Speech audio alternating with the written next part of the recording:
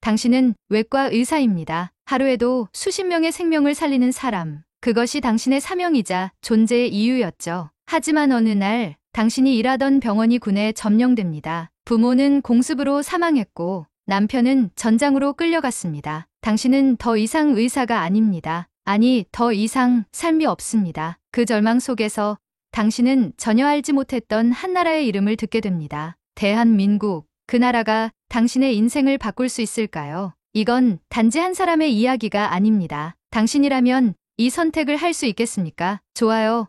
구독은 많이 부족한 저에게 큰 힘이 됩니다. 그럼 시작하겠습니다. 처음엔 그저 믿을 수 없었습니다. 정말 전쟁이 시작됐다는 사실이요. 사람들이 떠들썩하게 소문을 퍼뜨릴 때만 해도 저는 환자 수술 스케줄에 집중하느라 귀담아 듣지 않았습니다. 상트페테르부르크 국립병원 외과에서 근무하며 하루에도 수십 명의 생명을 마주하는 나날이었기에 제게 세상은 오직 수술실 안의 생존 싸움뿐이었습니다. 하지만 불안은 느껴졌습니다. 동료 의사 몇몇이 더 이상 병원에 출근하지 않았고 급기야 약품 공급이 원활하지 않다는 공지가 붙었습니다. 그 순간에도 저는 이렇게 생각했습니다. 곧 진정되겠지. 병원이 멈출 리는 없잖아. 하지만 그 믿음은 며칠 가지 않았습니다. 어느 날 새벽 천둥 같던 폭음에 잠에서 깼고 곧장 병원으로 달려갔습니다. 그때 저는 이미 알고 있었던 것 같습니다. 무언가 되돌릴 수 없게 되었다는 것을요. 병원은 군에 의해 점령됐고 평소처럼 민간 환자를 받아들이는 일은 더 이상 허용되지 않았습니다. 병원의 복도는 군인들의 발소리로 가득했고 수술실은 부상병 전용으로 바뀌었습니다. 제 남편은 그날 징집 통보를 받았습니다. 모든 남성은 조국을 위해 싸워야 한다는 명령서 앞에서 그는 아무 말도 하지 않았고 저도 할 말이 없었습니다. 저는 의사였지만 그가 살아 돌아올 수 있을지 장담할 수 없었습니다. 이틀 뒤 부모님이 계시던 동네가 공습을 받았다는 소식을 들었습니다. 병원에 있던 저에게는 아무런 연락도 닿지 않았습니다. 무너진 건물 더미 아래서 구조대가 수습한 희미한 유품 중 익숙한 목도리를 보고서야 저는 무릎을 꿇었습니다. 아무 말도 할 수 없었고 울지도 못했습니다. 그렇게 제 세상은 무너졌습니다. 삶의 이유였던 가족, 사명감을 불태우던 병원, 함께 일하던 동료들, 전부 사라졌습니다. 저는 더 이상 환자를 치료할 수 없었고 더 이상 의사라는 이름으로 불릴 수도 없었습니다. 그날 이후로 제 일상은 마치 의미 없는 반복처럼 이어졌습니다. 한동안은 그저 숨만 쉬며 살았습니다. 낡은 아파트, 끊긴 수도, 가끔 울리는 사이렌 소리, 그리고 새벽마다 반복되던 악몽, 환자 대신 그림자와 싸우는 저 자신을 보며 저는 점점 무너져갔습니다. 그때 아주 우연히 본 글 하나가 있었습니다. SNS에서 떠도는 글이었는데 한 외국인이 한국 여행 중 아팠던 경험을 담은 후기였습니다. 놀랍게도 그 사람은 낯선 땅에서 믿을 수 없을 만큼 친절한 병원 직원과 빠른 치료를 경험했다고 적었고 병원비도 놀라울 만큼 저렴했다고 썼습니다. 처음엔 믿기지 않았습니다. 한국, 제겐 너무나 생소한 나라였습니다. 차가운 도시의 창밖을 보며 저는 다시 핸드폰을 들었습니다. 검색창에 코리아 메디컬 시스템을 입력했고 거기엔 상상 이상으로 정돈된 의료 체계와 외국인 환자에 대한 지원 정보들이 쏟아져 나왔습니다. 그날 이후 저는 매일 밤 한국에 대해 검색했습니다. 의료 시스템은 물론 외국인을 위한 병원 정보, 심지어 서울의 생활비까지. 처음에는 단순한 호기심이었지만 어느새 탈출이 아닌 새로운 시작이라는 단어가 제 머릿속에 자리 잡기 시작했습니다. 그러던 중 서울의 한 종합병원에서 외국인 의료인 대상 인턴십 프로그램을 운영한다는 사실을 알게 되었습니다. 이건 운명일지도 몰라. 그렇게 생각한 저는 지원서를 작성하기 시작했습니다. 자기소개서에는 오랜만에 펜을 들고 진심을 담아 적었습니다. 저를 다시 살릴 수 있는 기회라고 느꼈거든요. 며칠 뒤 메일 한 통이 도착했습니다. 합격을 축하드립니다. 화면을 보는 순간 숨이 멎는 듯 했습니다. 수없이 확인하고 또 확인했습니다. 사기일지도 모른다는 불안도 잠시. 병원 공식 로고와 첨부된 서류들이 진짜임을 증명하고 있었습니다. 그날 밤 저는 처음으로 울었습니다. 죽은 줄만 알았던 마음 깊숙한 곳에서 무언가 솟구쳐 올라왔습니다. 내가 다시 의사로 살아갈 수 있을지도 몰라. 그 희망은 너무 오랜만이라 낯설기까지 했습니다. 짐을 쌀 때 부모님의 사진 한 장과 남편의 군복 소매를 조심스레 접어 넣었습니다. 집을 나서기 전 부엌 창밖으로 보이는 회색 하늘을 오래도록 바라봤습니다. 그리고 조용히 속삭였습니다. 다시 살아볼게요. 다시 사람을 살릴 수 있게 된다면. 그렇게 저는 한국으로 향했습니다. 제 삶의 마지막 희망과 함께 인천공항에 발을 디딘 그 순간 저는 저 자신도 모르게 한숨을 내쉬었습니다. 숨을 참았던 듯한 감각이었어요. 지독하게 추웠던 상트페테르부르크의 마지막 겨울보다 따뜻한 봄바람이 저를 맞이했지만 마음 한구석은 여전히 얼어붙어 있었습니다. 공항은 깔끔하고 질서정연했습니다. 낯선 말들이 빠르게 오가고 있었지만 표지판 하나하나에는 영어가 함께 적혀 있어 그리 당황하진 않았습니다. 안내 데스크 직원은 제가 말을 꺼내기도 전에 다정하게 웃으며 필요한 절차를 알려주었고 의료 인턴십 초청장과 입국 서류를 꺼내자 곧바로 필요한 도움을 받을 수 있었습니다. 이것이 첫 번째 충격이었습니다. 러시아에서는 외국인을 향한 시선이 경계와 무관심 사이 어디쯤 있었다면 한국에서는 마치 오랜만에 만난 손님을 대하듯 따뜻한 배려가 느껴졌습니다. 공항에서 숙소까지 안내받는 과정도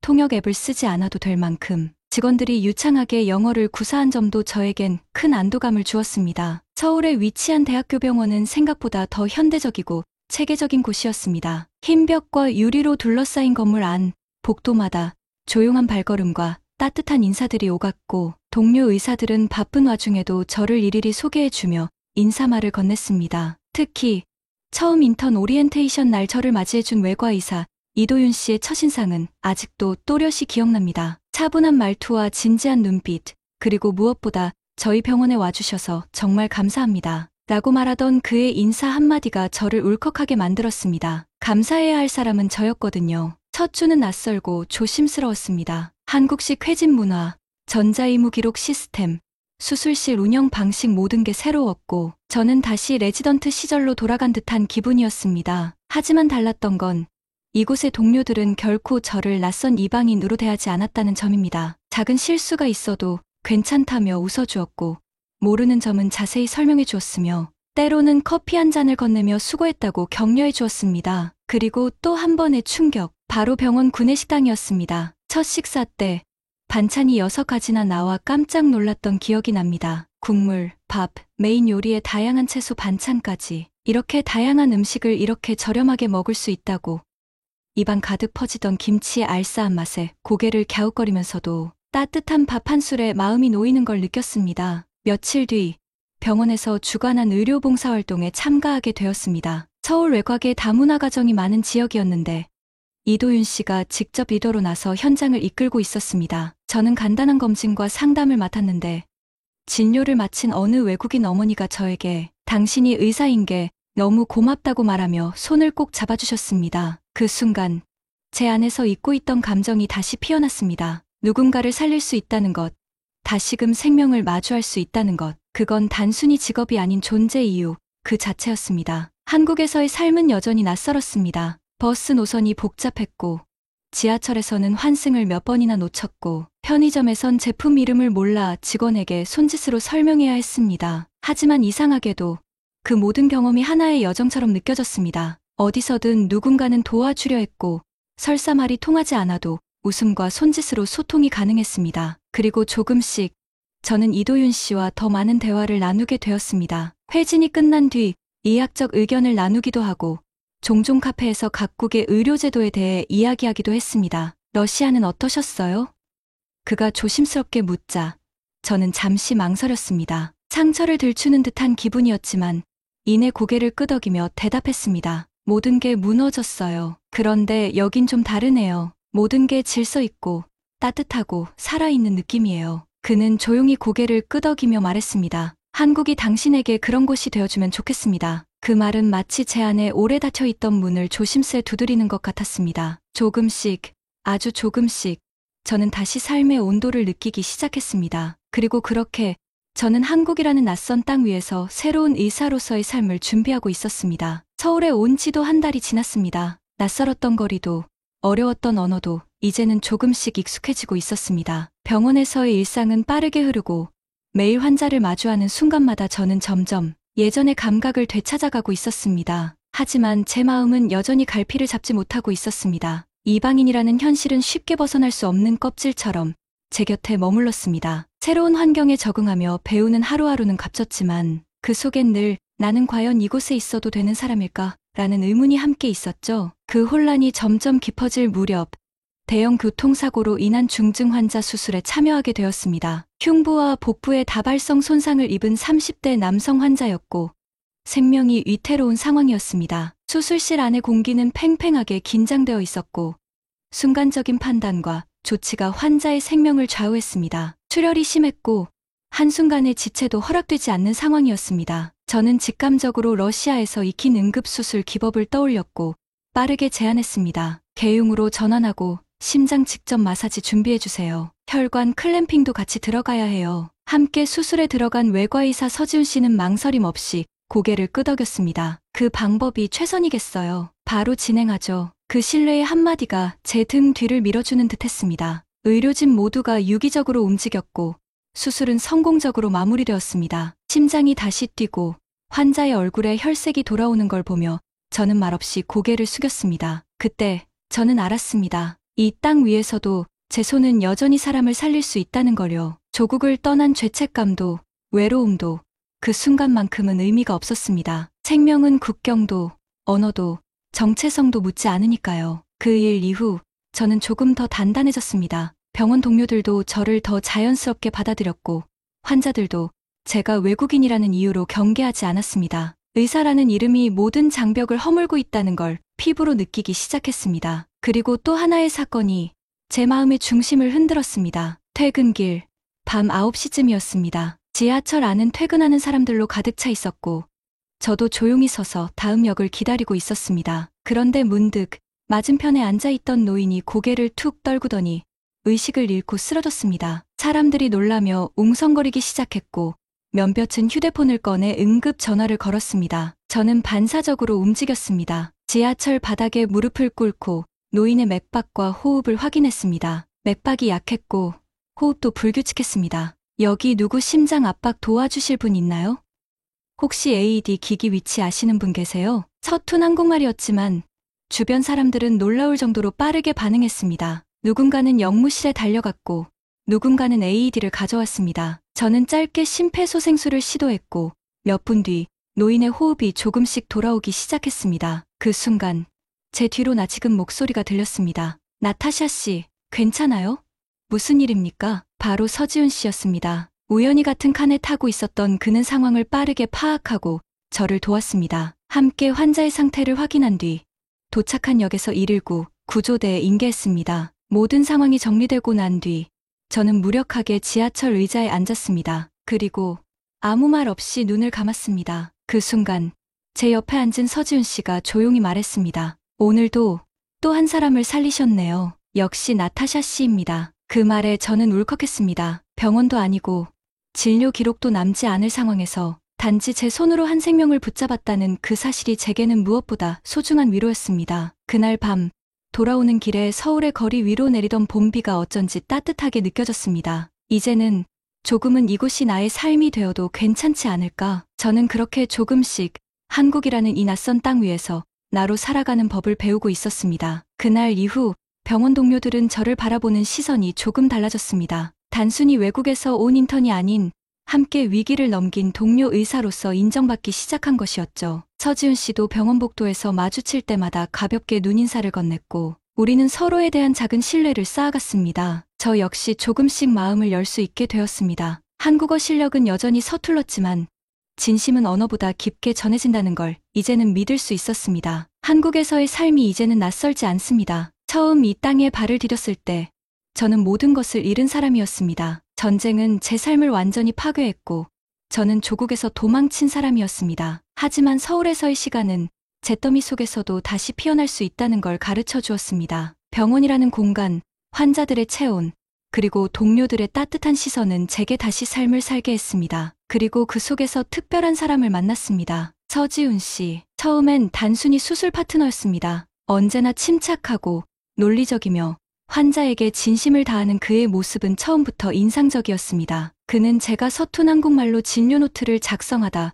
고개를 숙이고 있으면 말없이 다가와 조용히 도와주곤 했습니다. 웃지도 않고 불편해하지도 않고 그저 묵묵히 곁에 있어 주었습니다. 그런 배려는 차곡차곡 제 마음에 남았습니다. 어느 순간 저는 그의 존재를 기다리게 되었고 퇴근 후 커피 한 잔 나누는 짧은 시간이 하루 중 가장 기대되는 시간이 되었습니다. 우리는 서로의 문화, 언어, 삶에 대해 이야기했습니다. 저는 러시아의 겨울과 가족의 이야기들을 꺼냈고 그는 조용히 귀 기울이며 제 말에 반응해 주었습니다. 그런 그의 모습에 저는 오랜만에 사람을 신뢰하고 싶다는 마음을 품게 되었습니다. 결국 어느 늦은 봄날 그는 고백했습니다. 나타샤 씨, 당신이 있는 이 서울이 전보다 훨씬 따뜻해졌어요. 앞으로도 이 도시에서 함께 걸어갈 수 있으면 좋겠어요. 그 말은 제게 결혼을 제안한 것이나 마찬가지였습니다. 저는 잠시 멈췄다가 아주 조용히 고개를 끄덕였습니다. 저도 느끼고 있었습니다. 이 사람과 함께라면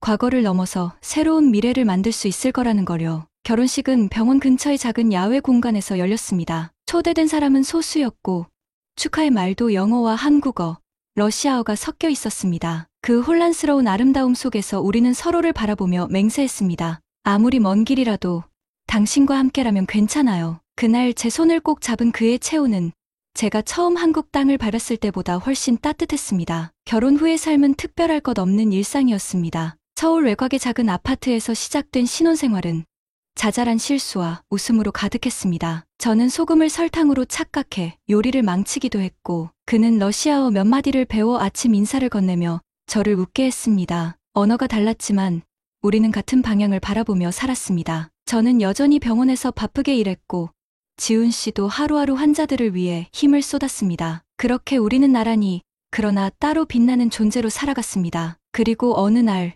우리는 부모가 되었습니다. 병원 진료실에서 초음파로 처음 확인한 아기의 심장은 아주 작지만 분명하게 뛰고 있었습니다. 저는 그 순간 울고 말았습니다. 너무 많은 것을 잃었다고 생각했던 제게 또 하나의 생명이 찾아왔다는 사실이 믿기지 않았습니다. 지훈 씨는 조용히 제 손을 잡으며 말했습니다. 이 아이는 당신의 기적이에요. 당신이 걸어온 모든 길이 이 생명을 만나기 위한 여정이었다고 믿어요. 그 말에 저는 고개를 끄덕이며 눈물을 닦았습니다. 전쟁, 상실, 도망, 낯선 나라, 이방인이라는 단어들. 그 모든 것이 이제는 이야기가 되었습니다. 저는 더 이상 도망치는 존재가 아니었습니다. 저는 서울에서 살아가는 한 사람이고 한 남자의 아내이며 곧 태어날 아이의 엄마였습니다. 이제 저는 매일 아침 병원에 출근하며 스스로를 되뇌입니다. 당신은 다시 태어났어요. 당신은 지금 제대로 살아가고 있어요. 제가 선택한 이 길 위에는 두려움도 있었고 많은 불확실함도 있었습니다. 하지만 결국